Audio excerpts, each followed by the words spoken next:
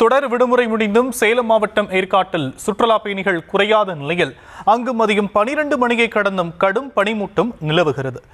கடும் பனியிலும் ஏற்காட்டை சுற்றி பார்த்து சுற்றுலா பயணிகள் மகிழ்ச்சியடைந்து வரக்கூடிய நிலையில் விவரங்களை நம்முடைய செய்தியாளர் மணிசெல்வம் வழங்க நாம் கேட்கலாம். மணிசெல்வம், விவரங்கள்.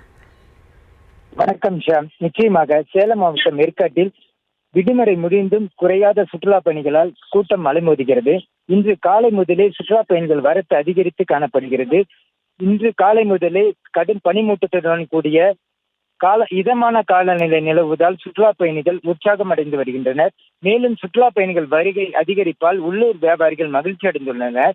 மேலும் மலைப்பாதையில் ஆங்காங்கே வெண்மேகம் போட்டியது போல் காட்சியளிப்பதால் சுற்றுலா பயணிகள் ஆங்காங்கே வாகனங்களை நிறுத்தி புகைப்படம் எடுத்து மகிழ்ந்து வருகின்றனர்.